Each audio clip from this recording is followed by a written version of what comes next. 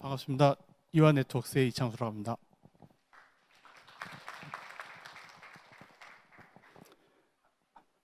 제가 말씀드릴 내용은 아마 앞에 강사님들하고 내용이 다를 것 같아요. 저희는 이제 저희 회사가 그 국내 표준 제정을 그런 시도를 했던 내용들의 사례를 발표하는 내용이 될 것 같습니다.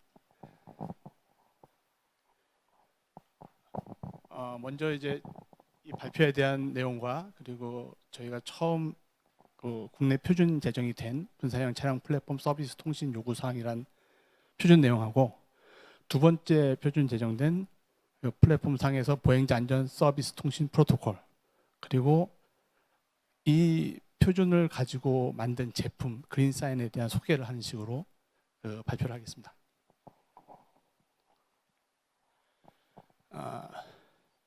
저희 회사가 이제 R&D 과제를 하면서 커넥티드카 플랫폼 기술을 개발하게 됐고요. 그 기술을 이제 표준 제한을 할 수 있도록 TTA를 통해서 TTA의 그 표준 자문 시스템을 통해서 표준 제한을 하게 되고 그 표준을 기반으로 해서 제품을 만들고 상용화하는 사업화 과제까지 취하게 된 내용입니다. 앞서 말씀드린 대로 저희가 이제 정부 R&D 과제를 통해서 그 앞에 프롬프트 모니터가 있는데도 불구하고 제가 뒤를 보는 이유는 제가 시력이 좀 나빠가지고 앞이 잘 안 보입니다. 이해해 주시기 바랍니다. 2020년도에 그 정부 그 전략형 창업 과제로 저희 과제를 협약하게 되었는데요. 그 협약 과제가 자율주행을 위한 커넥트 타입 분리형 플랫폼 및 커넥티드카 IoT 디바이스 개발이라는 과제였습니다. 이 과제는 저희가 이제 IoT들이 자유롭게 협업할 수 있는 플랫폼을 개발한 내용을 커넥티드카에 응용하는 내용이었는데요. 이제 이런 과제들이 대부분 보게 되면은 과제 목표 또는 과제 목표 지표 이런 것들을 제출하게 돼 있잖아요.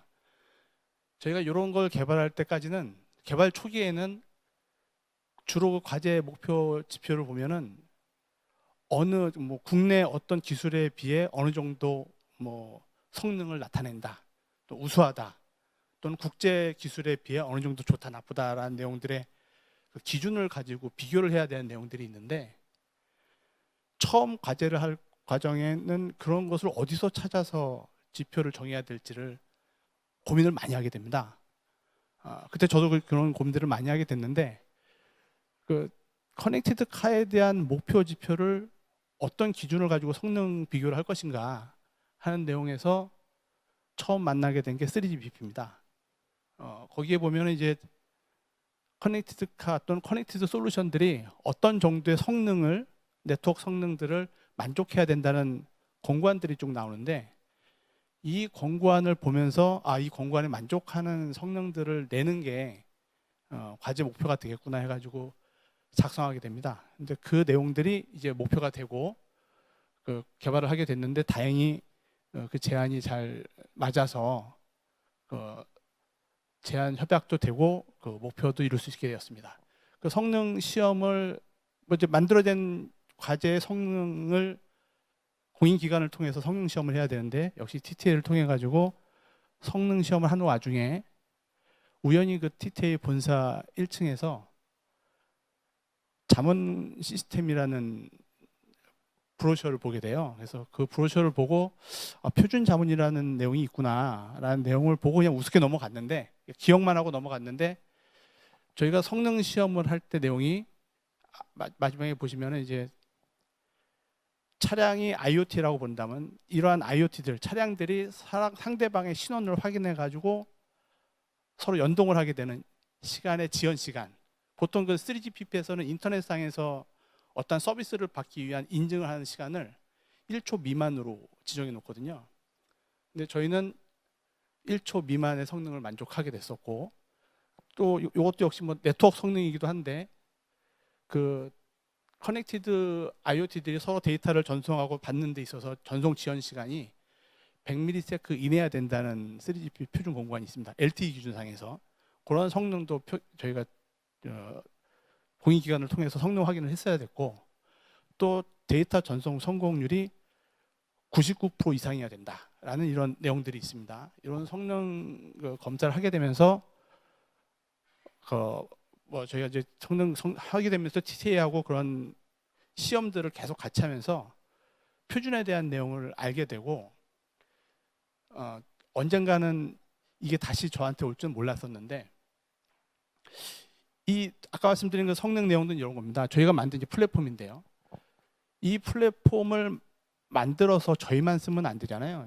커넥티드 카니까 많은 서비스들이 저희 플랫폼을 이용해야 되는데, 이 플랫폼을 어떻게 하면 알게 또 홍보를 할 수 있을까 하는 내용들을 고민하다가 어느 분께서 그런 기술들을 표준 제한하는 게 맞다라는 내용을 알려주셔서 저희가 드디어 표준 자문 시스템에 신청을 하게 된 내용입니다. 첫 번째 내용이 이제 저희가 아까 말씀드렸던 플랫폼인데, 네트워킹 산하의 밑에 이제 네트워킹 플랫폼 밑에서 여러 가지 방법으로 네트워킹을 할 수 있습니다만은, 결과적으로는 이제 이 퍼실리티 계층에서 앞 차량이나 뒷 차량을 인식하고 그 차량들의 신원을 확인하고, 또 자기 신원도 갖고 있어야 되고, 또 내비게이션과 같은 그런 교통 시스템하고 연동도 돼야 되고, 자기가 달리고 있는 차로의 인식도 할 수 있어야 되고, 또 내 정보, 그러니까 주행 정보도 계속해서 관리를 해야 되는 이런 모듈들이 있고, 소셜 생성이라는 건 좀 생소하긴 하지만은 저희가 그때 IoT 협력이라고 말씀드렸잖아요. IoT들이 사람처럼 소셜을 생성해서 정보를 공유하면 좋겠다라는 의미에서 말을 이렇게 적었습니다. 소셜 생성을 해제하고 생성하고 하면서 서로 정보를 주고받는 내용들. 이런 퍼실리티 계층의 모듈들이 동작을 하면서 차량 간의 주행 정보를 공유한다거나, 고정형 사물, 이건 이제 교통 시스템이죠. 신호등이나 가로등 같은 교통 시스템하고 연동을 해가지고 정보를 공유하는 내용. 그리고 경우에 따라서는 보행자의 정보도 공유해서, 보행자가 갖고 있는 IoT 단말인 핸드폰을 갖고 있다면 보행자의 핸드폰과 서로 정보를 공유해서 위치 정보 서비스를 받으면서 그 보행자의 정보도 공유해서 서비스를 할 수 있는 이런 응용 서비스를 할 수 있는 플랫폼이었습니다. 그래서 이 플랫폼의 성능을 아까 전에 그런 성능 시험을 한 거죠. 이것을 표준으로 만들면 조금 더 이제 저희들이 다른 개발자들하고 또는 다른 연구소들하고도 응용해서 좀 더 확산할 수 있겠구나 해서 표준 제안을 하게 됐고, 금방 되지는 않더라고요. 1년 이상 제안한 내용들을 가지고 프로젝트 그룹에서 협의를 하고, 여러 번 이제 내용들을 재수정하면서 결국은 이제 제안하고 제정되기까지 한 1년 좀 넘게 걸렸던 것 같습니다. 저희가 만든 분사형 차량 플랫폼의 장점이라고 한다면, 커넥티드카 서비스는 대부분 이런 식이에요. 클라우드 서비스를 하는 게 대부분이잖아요. 근데 클라우드 서비스를 하게 되면 트래픽이 집중되는 문제가 생기죠. 그래서 분산시키기 위한 많은 연구들을 하고 있는데, 분사형 차량 플랫폼은 그 사물들을, 차량에 관련된 사물들을 고정형 사물과 이동형 사물로 나눕니다. 그래서 이동형 사물은 차량과 같은, 보행자와 같은 이제 움직이는, 자기 위치가 계속 변경되는 사물들이고, 고정형 사물들은 교통 시스템처럼 자기 위치가 고정되어 있는 사물들입니다. 그 사물들을 구분해서 네트워킹을 하는 방법이거든요. 그렇게 된다면 사물들을, 고정형 사물들은 클라우드 서비스를 받게 하고, 이동형 사물들은 직접 이제 상대방을 찾아서 인식을 해가지고 신호 확인을 해서 아까 말씀드린 소셜을 생성해서 연동해가지고 정보를 주고받아서 서비스를 하는, 이런 식으로 나눈다면 적어도 클라우드나 서비스 센터에 트래픽이 집중되지는 않을 거다라는 식으로 구분한 내용이고요. 이게 잘 성능을 발휘했었습니다. 이 첫 번째 표준 제안을 하고 난 다음에 보니까 이걸 이제 저희가 직접 서비스를 만들어서 구현해가지고 그 성능도 보여줘야겠다는 생각을 하게 됐습니다. 어떤 서비스를 보여주는 게 좋을까 하고 고민을 했었거든요. 아까 말씀드린 것처럼 이 플랫폼은 3가지 서비스를 할 수 있습니다. 차량 간의 주행정보 공유 서비스, 고정형 사물, 그리고 보행자. 근데 시장 조사를 하는 와중에 보니까 우리나라의 보행자 사고가 OECD 국가 중에 2위라고 하는 기사를 보게 됐습니다. 여기 지금 한 20몇 개 OECD 국가 중에 우리나라가 칠레 다음으로 한 높다는 내용이 나와 있는데 이게 몇 년간 계속 이 정도 수준이었더라고요. 그래서 이왕이면 저희가 이런 쪽에 공공 서비스에 좀 저희 기술을 좀 제공할 수 있는 응용 서비스를 만들어야겠다라는 생각을 해가지고 보행자 안전 보조 서비스를 한번 커넥티드 플랫폼을 통해 가지고 커넥티드 카 솔루션으로 만들어보자라는 생각을 하게 됐습니다. 근데 이게 저만 고민한 게 아니고 정부와 지자체도 많은 고민을 했을 거 아니에요. 그 2위니까요. 그래서 실제로 우리나라의 횡단보도에 가보면 많은 보행자 안전 시스템이 설치되어 있습니다. 뭐 많이 보셨을 텐데 바닥신호등도 그렇게 나온 거고 보행자 활주로도 그렇게 나왔고 뭐 CCTV는 당연한 거고요. 그리고 뭐 음성 서비스도 뭐 보행자가 있을 경우 조금 더 천천히 카운트를 좀 더 늘려 나간다거나 하는 그런 서비스도 하게 되고 뭐 저녁에는 특별 조명까지 켜가지고 보행자 안전을 하고 있는데 그래도 아직 2위입니다. 희한하게 줄지가 않더라고요. 효과가 확 눈에 띄도록 효과가 나오진 않고 있는 걸로 그 통계가 나왔습니다. 저희가 생각할 때는 저희 솔루션은 좀 다른 서비스를 할 수 있을 것 같아요. 왜냐하면 저희가 이제 운전 중에 보면 500m 앞에 카메라가 있습니다. 속도를 주시는 서비스를 하잖아요. 저희가 그런 서비스를 할 수 있을 것 같더라고요. 횡단보도 위에 진짜 보행자 있는 점지를 알려줄 수 있는 거죠. 500m 앞에서. 그래서 저희는 그걸 커넥티드 보행자 안전 보조 시스템이라고 이름을 명명을 했습니다. 그래서 이 내용은 뭐 어떻게 보면 동작 원리인데요. 그 횡단보도의 좌표를 그린 사인에 등록해 놓으면 마치 카메라처럼 등록해 놓으면 그 앱 기반에서 이제 횡단보도 500m 전방에서부터 그 횡단보도 위에 보행자가 있는 점지를 알려주는 거죠. 그러니까 자동차가 횡단보도 그린 사인하고 소셜을 맺어서 서로 정보 공유를 하고 있는 겁니다. 횡단보도 위에 보행자도 3m 앞에서부터 그린 사인하고 횡단보도 주변에서 계속 정보 공유를 합니다. 그래서 그린 사인이 횡단보도 위에 보행자 있는 점지를 차량한테 알려주고 반대로 차량은 보행자한테는 고속 주행 차량이 다가오게 되면 고속 주행 차량이 오고 있다는 위험 신호를 알려줄 수 있는 이런 서비스를 커넥티카 솔루션을 한번 개발을 해봤습니다.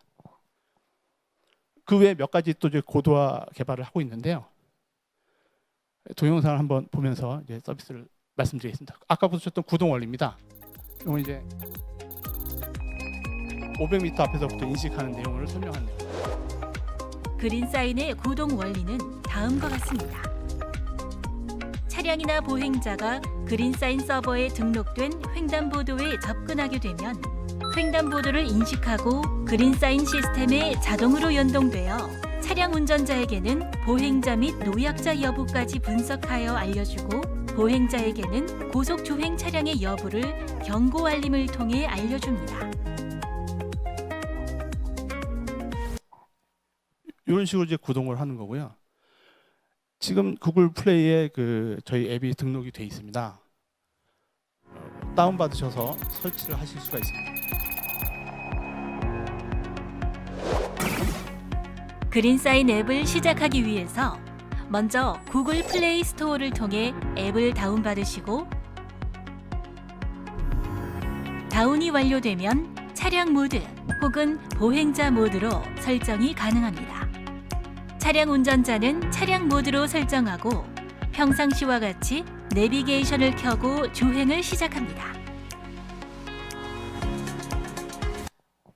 지금은 앱을 다운받아서 내가 보행자인지 차량인지를 선택해서 서비스를 하게 되는데 앞으로 고도화된 앱은 제가 지금 차량을 운전하고 있는지 보행을 하고 있는지를 자동으로 인식할 예정입니다. 다음은 이제 차량이 직접 이제 횡단보도에 가까이 갔을 때 내용인데요. 가까이 갈 때 냈을 때 교차로 횡단보도들을 인식해가지고 경고를 알려준 영상하고 또 하나는 이번에 이제 제가 추가로 고도화된 내용이 이 보행자가 노약자인지 아닌지 노약자 사고가 많이 있으니까요. 노약자인지 아닌지를 분석해서 학습을 통해서 분석해서 노약자일 경우에는 앞에 전방에 있는 횡단보도에 보행자가 보행 노약자라고 알려주는 내용입니다.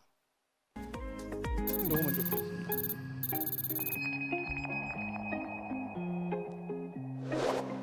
그린사인은 보행자의 보행 속도, 보폭 수와 크기, 보행 시간 등을 분석하여 보행자의 노약자 여부를 구분하고 노약자가 횡단보도를 횡단할 경우 차량 운전자에게 맞춤형 경고 알림을 제공해 줍니다. 그리고 다음은 요거는 이제 교차로를 인식하는 내용인데요.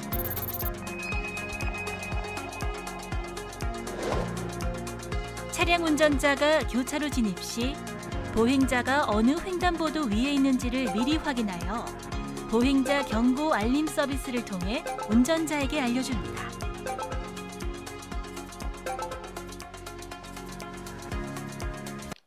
저희 서비스가 이제 횡단보도를 지나게 되면 자동으로 이제 그 앱이 중단되고 다시 횡단보도를 만나게 되면 자동으로 팝업이 되면서 돌아가는 거라서 그 횡단보도가 여러 개 있는 경우에는 그걸 동시에 인식을 합니다. 두 개, 네 개씩 이렇게 모여 있는 횡단보도 교차로 같은 경우에는 동시에 네 개를 인식해서 어느 쪽 횡단보도에 보행자가 있는지를 알려주는 교차로 서비스 내용입니다. 그리고 아까 말씀드린 대로 이런 걸 좀 응용하게 되면 보행 대기자가 있다 없다도 알려줄 수 있고요. 또 고속 주행 차량이 접근할 경우 보행자한테 뭐 요새 이제 급발진 차량도 있고 졸음운전으로 뭐 브레이크를 못 밟아서 사고 나는 경우가 많이 있는데 그런 사고에 대한 대비 안전 시스템이라고 할 수 있습니다.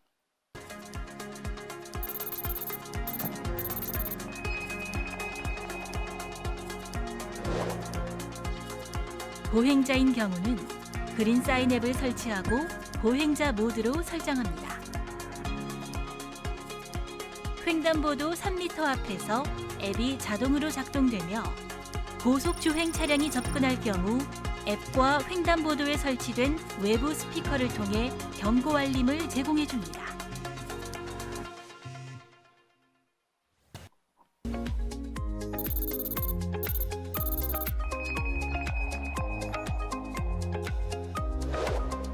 그린사인은 횡단보도 통행을 위해 대기하는 보행 대기자를 분석하여 차량 운전자에게 맞춤형 경고 알림을 제공해 줍니다.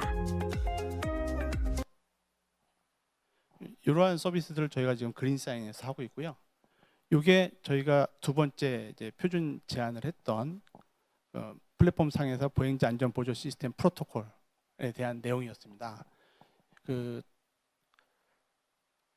이런 시스템을 이제 구현하고 나서 보니까 이제 이런 시장을 알게 됐는데요.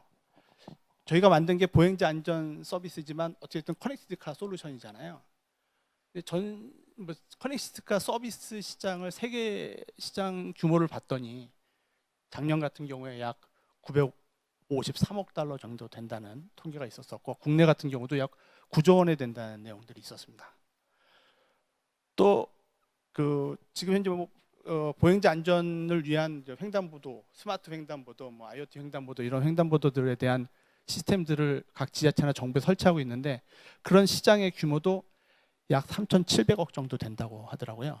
그래서 저희가 만든 이 어플리케이션이 표준 제안하고 표준 등록된 이 어플리케이션이 이 시장의 커넥티드카 솔루션으로 좀 자림을 매길 수도 있겠다라는 생각을 하게 됐습니다. 실제로 저희가 이제 지자체 서비스 고도화 실증 사업으로 세종시하고 청주시에서 서비스를 하고 있는데 그때 알게 된 사실입니다. 청주시 같은 경우에는 20년서부터 22년까지 각 군시에 보행자 사고 발생 건수와 사망자 수를 비교한 내용들이 있는데 밑에 합계를 보시면 3년간 큰 변화는 없어요. 그러니까 지금 아까처럼 스마트 횡단보도를 설치하더라도 이게 시스템이 잘못된 것 같지는 않고 우리나라 문화와 국민들의 생활이 좀 이제 걸맞게 서비스를 하고 있지는 않은 것도 같다라는 생각을 하게 되는 건데요. 조심스럽게 제 생각일 뿐입니다. 그래서 조금 더 다른 서비스가 필요하지 않을까라는 생각을 하게 됐고 그런 차원에서 저희가 제안하고 제정된 표준을 이용한 소프트웨어가 시민들이 참여만 한다면 조금 더 효과적인 효과를 낼 수 있지 않을까 하는 생각을 하게 됐습니다. 그래서 지금 하고 있는 서비스는 세종시에서 4개의 횡단보도를 그린사인에 등록해서 실제 서비스를 하고 있고요.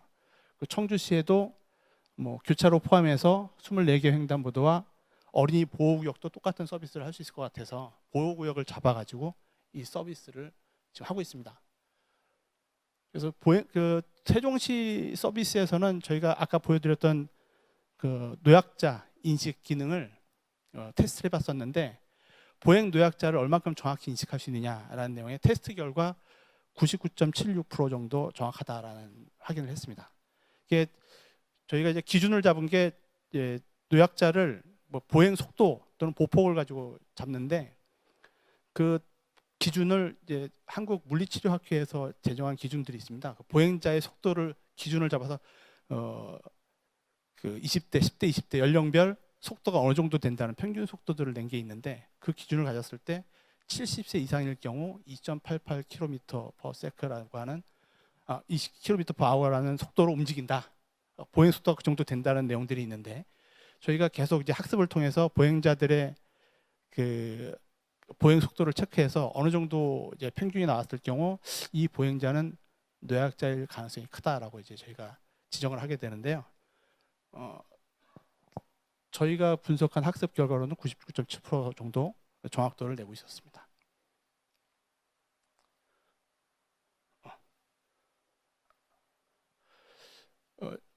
이게 이제 저희가 사업화를 하기 위해서는 이 표준들이 저희가 만든 앱만 중요한 게 아니고 저희가 이제 앱을 그러니까 그 플랫폼이나 그 보행자 안전 보조 프로토콜을 표준화하는 이용들은 다른 분들도 이런 서비스를 저희가 오픈한 API를 가지고 만들 수 있어서 누구든지 앱 개발을 해서 그린사인에 접목해서 그런 서비스를 받을 수 있게 또 서비스를 활용할 수 있게 만드는 내용이고요.